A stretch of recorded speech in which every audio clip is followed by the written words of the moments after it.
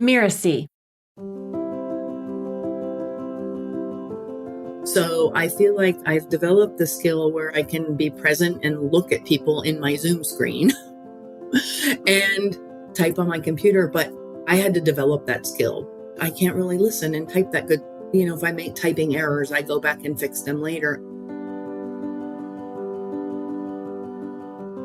Like any profession, coaching is not exempt from the need to maintain paperwork and notes. Coaching notes are made during the session to capture key messages, words, language, themes, observations that we have with our clients. And that enables the coach to remind themselves how to draw the notes, those observations, back into the conversation. But how do you do that?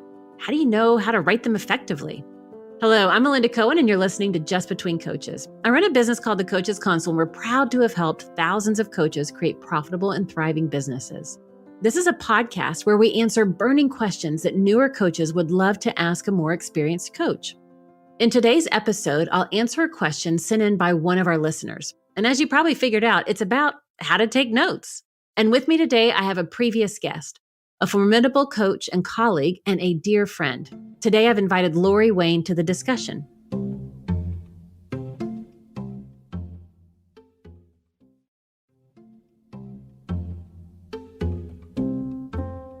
Lori is a certified business coach and a core member of the Coaches Console. And she's also an ACES coach at Mirasee. Welcome to the show, Lori. Hey, thanks. So happy to be here again. I'm really excited to have you back on the show. But for those listeners that haven't heard your previous episode, would you mind just sharing a little bit of your background? Sure. Yeah, I've been a coaching consultant on my own for 20 years after having had a long career with Xerox in sales and sales training. And in my business, I work with mostly small service-based entrepreneurs to really help them increase their profitability in their business and to kind of get them off the money roller coaster, to keep them from going up and down and to just have consistent growth and in a way other than just working longer and harder hours. And then it's super fun because with the affiliation with Coaches Console and Mirasee for the last 2 years, I've also been an ACES coach, which I really enjoy doing that as well. And I tend to work there with people who are more in the business to business kind of selling environment. And so I really enjoy having the combination of those two things. And I'm the coach team lead at Coaches Console. So I kind of like to have a lot of irons in the fire and do a lot of different things. And I just feel really blessed to have this package of things in my work life right now. Well, I know we are extremely fortunate to have you as our coach team leader and one of our coaches here at Coaches Console. And the skills that you bring to the coaches that we support in growing and starting and launching their business is incredible. And, a lot of time is spent on finding clients, getting clients, signing clients up. And then it's like, oh yeah, now we got to serve and support them. And involved in that is note taking. And as I said in the introduction, I'm going to read a question from one of our listeners. And today I want to have a conversation that will help them answer that. And the question is from an ACES student at Mirasee. His name is William Hershey. And he wrote this. Hi, Melinda. I wonder how to manage notes for client calls and how to streamline a chart note for a client to reference key information efficiently, preferably in a central location without spreading things across multiple meeting notes files. Also, what's worth noting? When to note it and when to be present and listening? When to review recordings of calls, how to optimize the client experience. Thanks, William Hershey. So, Lori, there's a lot of different places that we could start with this. One of the places that I want to begin is a lot of the listeners that listen to our podcast are often newer in their journey. They're within the first few years, the first several clients are kind of finding their stride with how they're working as a coach with their clients. And so it takes me back to the early days when I had my first client. And thinking back to that, I remember I was so nervous that I really wanted to do such a great job coaching my client. I was still brand new, kind of finding my footing as a coach. And so what ended up happening when it came to client notes is I wrote down everything, every single word pretty much that they said. I was just frantically taking notes the whole time, thinking that, well, if I captured my notes, I could somehow go back to it if I needed to do more coaching or find other ways to support them. And I think that might be an experience for a lot of people. Maybe it was just my experience. What was your experience early as a coach around taking notes and that kind of thing? It was what you just described.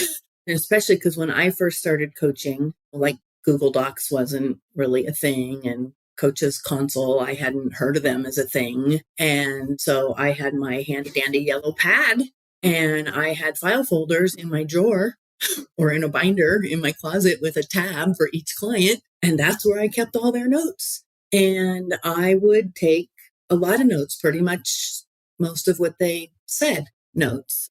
And I've put some other things in place now that help me know what things I should take notes about, and also help me get more information from my clients before the call, and to set them up to have ownership for things after the call, so that I don't take just notes of everything. And I think a lot of that, I know for me, there was this nervousness, and somehow the act of taking frivolous, frantic, copious notes helped me feel better as a coach, like I wasn't going to miss something. Although when I think back about it, it's like, well, if I had just done a better job of being present and listening, I could have understood what was being shared in the coaching conversation. So it's an interesting psychology that's happening about capturing those copious notes. And I really want to convey to especially the newer coaches out there, if you find yourself writing every word, what are some things that we can do as coaches to shift and be more present, listen more actively without being distracted? So when does taking notes become a distraction? I think sometimes as coaches, especially newer coaches, we're like nervous ourselves, and we're wanting to do like such a great job for our people. And I think that that note taking then does become a distraction, and it then becomes a distraction for you as a coach, reviewing them all the time in between calls and those kinds of things. And so if we can get ourselves into that more confident place as a coach, where we just like relax a little bit, right? Before we get on our coaching calls with our people, take a deep breath and get ourselves grounded to be fully present, because so much of the magic of the coaching we're going to provide to people, we have to be really good listeners. We have to listen for what's not being said. We have to pay attention to our intuition about what's going on in the conversation with our having with our people in order to best serve them, really, and to be really great coaches. And if we are just so focused on for my case, what used to be my yellow pad, scribbling those notes, it's hard to be really present for your client. So finding the right balance of those things is important. It is important. And let's talk about that, the yellow pad. Now, when I started back almost 20 years ago, again, Word existed, but Google Docs didn't. And I too had my pad. But what I quickly learned was, I think it's the artistic side of me. I have this ability to operate in both kind of spheres of my brain, where I'm very logical and also very creative. And the artist in me loves pen to paper. Fast forward 20 years, here we are at the time of this recording in 2023. We have all this technology. I mean, we provide the technology in Coaches Console, and yet I still love pen to paper. And what I've learned about myself as a coach over the years is by writing, that's how I'm doing my active listening. Now, I no longer write down every word. I write down a blurb, a phrase, a keyword that stands out, a thought that pops up. And so if somebody were to actually read my notes, it'd be like, that makes no sense, but it does to me, and that's all that matters. But the act of writing is helping me be present and listen, but writing in a particular way. And so I still have my notepad and I still take notes. And then I transfer them to technology, the technology I use to support my clients. Do you still use your yellow pad, or have you evolved away from that? I have developed the skill of being able to type notes in a Google Doc or in my appointment notes in my Coaches Console system. Because now we do all these calls on Zoom. Back in the day, frequently it was on a phone conference line of some sort. So I feel like I've developed the skill where I can be present and look at people in my Zoom screen and type on my computer. But I had to develop that skill. I can't really listen and type that good. If I make typing errors, I go back and fix them later. And still, my yellow pad is right here next to me right this very second. I still find the pad helpful sometimes because I might want to draw a picture of something or really emphasize a action item or a point that I don't want to miss bringing up later in the call with them. And so I still take those kinds of very active notes when I'm in a call with somebody. Yeah. And I don't think it has to be an either or, much like myself or Lori. If the act of writing on a piece of paper helps you to be present and listen and process, then go for it. I know that I was on a call with a coach at one point, and while we're doing the coaching session, they're typing and I could hear them clicking away. And it was very annoying as the client. I'm like, what is that sound? Because they didn't even say anything. Now, in a separate situation, I was on a call with a different coach. And at the beginning, they said, hey, I'm going to be taking a few notes on my computer while we're talking. If you hear something or see me typing, that's what I'm doing. And so then all of a sudden, I didn't mind that it was happening because they set the expectation. So I think it's about setting expectations with your clients. And I've even had people that have handwritten notes that have said, I'm going to be taking some notes during our session together because I don't want to miss anything. And I want to be sure that I'm supporting you in the best way possible. So they made the act of note taking, they made it about me, the client. And then I was like, thank you so much for saying that. And I'm totally fine with that. But I think it's about setting expectations and sharing that with the client to help create a great client experience for them so that you can do the best job possible as the coach. Yeah, for sure. I so agree with that. And I do that all the time. And I even sometimes go one step further because my setup in my office, I have my main screen in front of me and I have another larger screen off to the left. And I usually have the notes up over there on that other screen. So I even tell people, if you see me glance over there now and then, it's just I'm taking notes. And so I'm not multitasking and I'm fully present and here for you. And people like that. They seem to like that.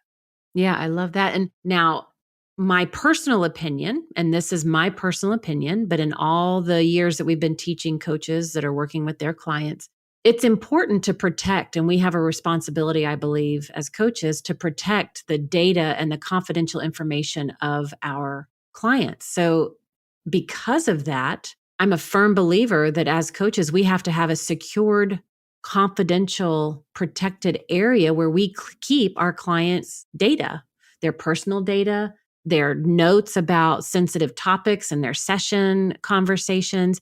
And so things like email, Google Docs, Word docs that you send back and forth, while it can accomplish sharing notes, it's not as effective and not secured and often not reliable. And so I think it's important that however you take your notes and however you organize them, if you're going to use technology, it's important to have a secured way to do that protects you and protects the client. It's something to be mindful about. And going back to what William wrote in with those questions, he talked about a client being able to reference key information efficiently. There's lots of different ways that you can organize your information, but I think it's important to not only organize ourselves as the coach, but it's also true that the client can be able to do that. And so whatever notes that might be shared with a client, for them to have a place to go to and scroll through and find that key information, it's part of creating that optimal client experience so that they can have the best experience possible as well as you. So it's important to think about note taking and accessing notes, not just from the coach's perspective, but also the client's perspective.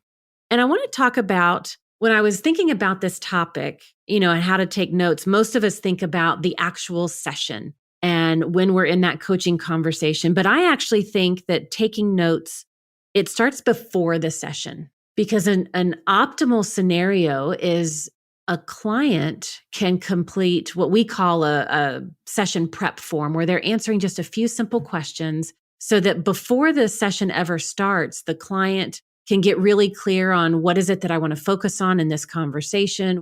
What is my challenge? What do I want help with my coach on? And the coach has the ability to review that. And so those notes are equally as important before the session on getting prepared in advance so that you're then able to go right into the coaching session, knowing what the topic is, knowing what the focus is.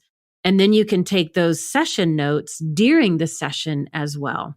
There's all kinds of things you can do with that to help you be a better coach and also to put you in a position to serve your people, your clients more effectively. So I customize those questions that I have on my pre-call form that I ask my private clients to fill out. based on what package they're in with me. The discipline, though, of on the client's end, of having them give some thought to our calls before they show up at them, to think about what they're celebrating, what's gone well, to think about what their stuck spots might be, to have them be a little bit purposeful in thinking about, what would I like help from my coach on today? Because they haven't just gone, oh crap, like I have my call with Lori in 15 minutes, and they don't just like randomly show up all out of breath. So it really helps them maximize their investment in a coaching package with you too, so that you can support them on their journey of transformation. And all those forms, again, they're archived. So I can go back over time at their pre-call forms and use those to support me. But those pre-call forms are really powerful as a coach. They're a great coaching tool, and they're a great client support tool. Now let's talk about when it comes to note taking. What's the responsibility of the coach and what's the responsibility of the client? Oh gosh, yeah, that's like a great question. And there's all different schools of thought on that. Like, I don't want to over enable the client to lean on me too much, because they have to own the actions coming out of our calls. Like, they can't be my actions. They need to be their actions that they're committed to and that they feel like are the right next best ones. So I ask my clients in the call, as we're getting close to the end, to summarize and say, okay, great. Based on our call today, what are your next best steps that you're taking? Or what are the actions that you're planning to take between now and our next call? And I ask them to own that note taking. Now, I take notes on that in my private notes so that I know, because I want to revisit the following. But I like to have my client have ownership for that part. I take ownership for what commitments have I made to them. I take ownership because my client notes much more look like, okay, where might they be stuck where they're not saying they're stuck? What should I be asking them that they're not asking me to ask them, just to help get under the surface? And that's not stuff I would share with the client. So I like my clients to be responsible for their notes. And if it's nothing else, then what are your actions that you're committing to that are important to you, or your next best steps between now and the next call? I ask them to own that. I love that. And thinking back through, like when I take notes with clients, what am I making note of? And a lot of it is my intuition. Mm-hmm. As I'm in a coaching conversation, maybe I've had several sessions with a client, and all of a sudden I'm like, I think there might be a pattern here. And I'll probably bring that up and ask it in that coaching conversation. But that's something that I'll make a note of. And I'll just write pattern with a question mark and then a phrase or words that describes what I think that might be, so that I can bring it up. And then also in future sessions, review it and say, am I still seeing this? Is that still happening? Or was that just kind of in that one moment and it's gone? What other kinds of things do you note in the notes that you take?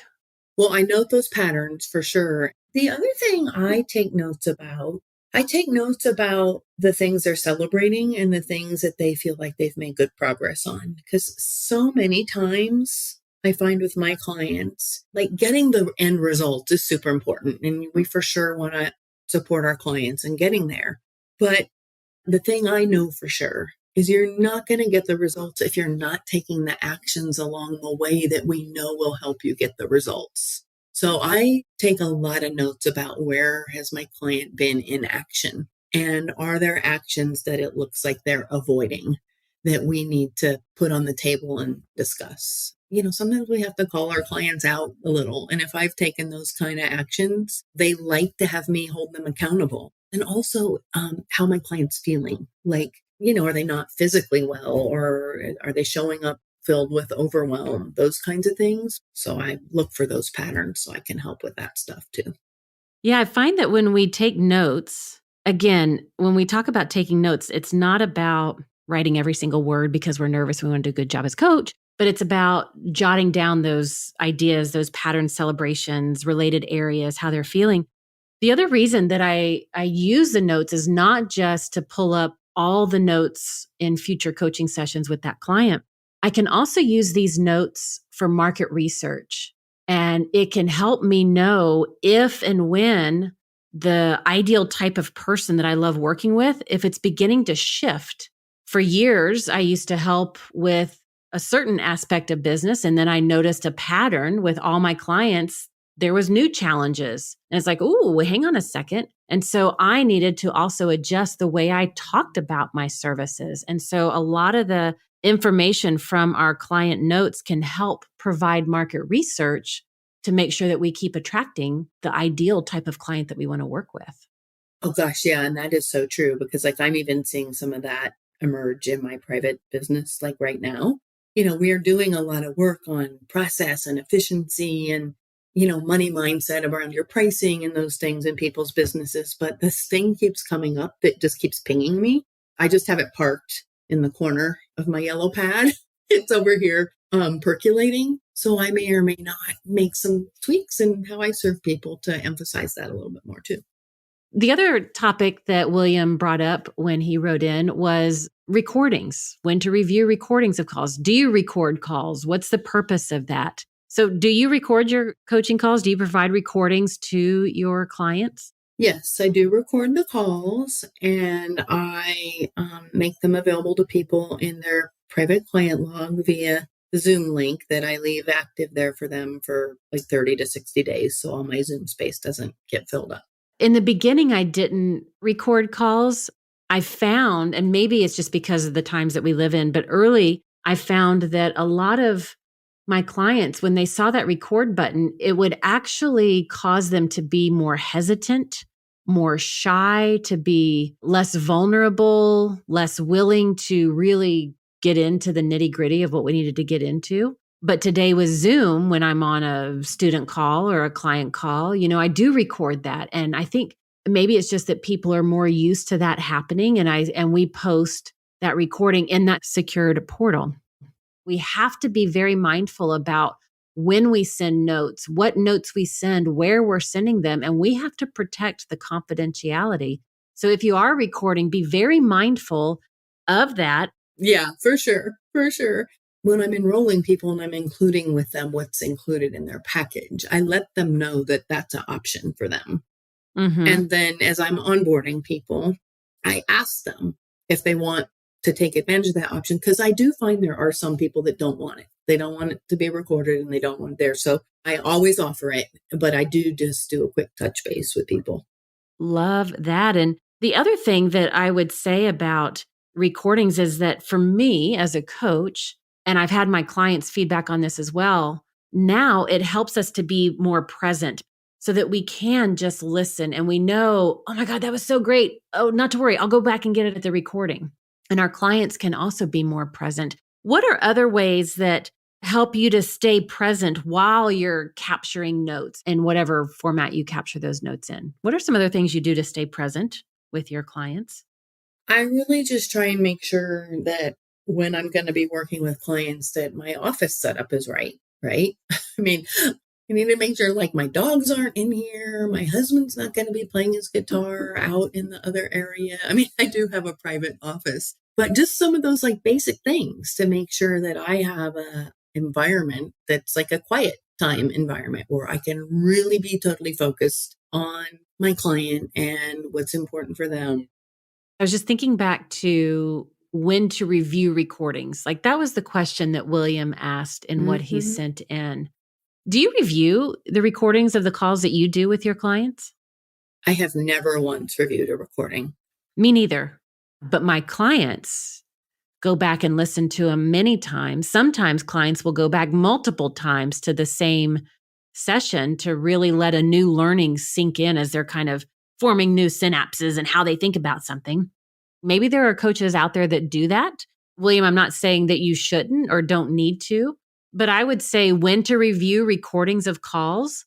If I ever was uncertain if I provided good coaching for a client, I would go back and listen to that call to say, what do I need to do differently? Let me look at how I was a coach now that I'm not in the conversation, and what do I need to do differently? I think that might be the only time I would review the recordings of my calls. Are there any other times when you can think you might review the recording of a call? Well, here's what I do for some people, because I have people who I'm working with on how to have better enrollment conversations. And so if they are able to record those conversations, because sometimes they're comfortable doing that and the people they're talking to don't mind. I will, as part of my coaching support for them, review those conversations and give them feedback. Love that.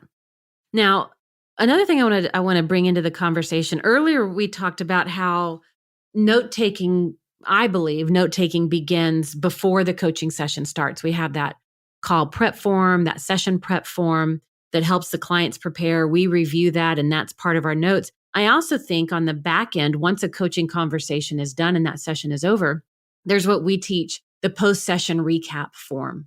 And after every session, the client just answers a few simple questions about their greatest insights that they had during the session, the top takeaways.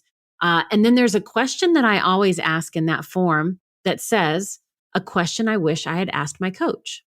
And so as coaches, when we can provide that sort of post-session recap form that allows our clients to capture additional notes while they're percolating all and processing everything that just happened on the call, that too is part of our note taking that can be valuable for helping our clients maintain momentum, maybe a topic for the next coaching conversation or for the in-between coaching that can happen securely online. Are there other ways that you support your clients and different notes that you might capture beyond just notes during the session, Lori? Well, I for sure do that. For all my people, they get the post-call recap sessions. And for people who are listening, like that's just not another thing I have to do because I have it set up so that it automatically goes to somebody 15 minutes after our appointment is done. It's automated in my system. And a way that I would additionally support people around that is I see when people fill out those forms. And so if it's something I can handle for them in between, I just handle it. I type it. I type them an answer, or I could make them a little Loom video and I could share that in their private client log with me and just say, hey, I saw in your post-call form that you had wished you had asked this question, and it's something I can handle for you really quick so you don't have to wait till our next call. People so appreciate that.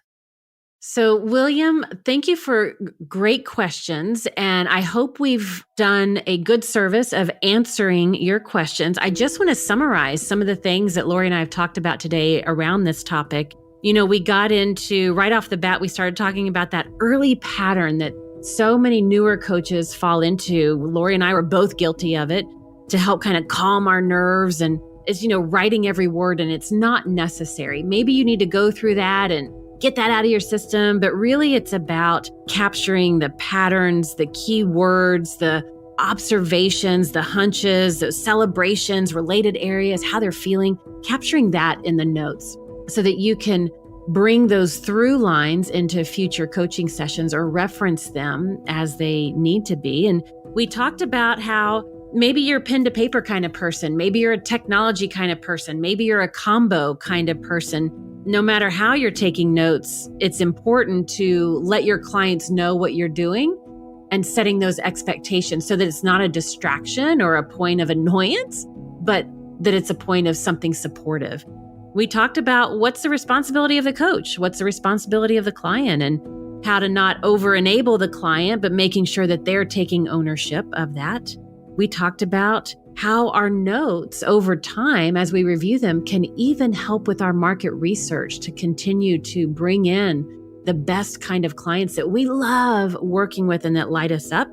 We talked about how to be present while taking notes and recordings. Do you do them? Do you not do them? How do you work with them? Do you review them? We got into the nuances of that and how to optimize that client experience. We even got into the notes don't end at the coaching session, using a tool like that post-session recap form, which all of that can be automated, but using that can keep that coaching going.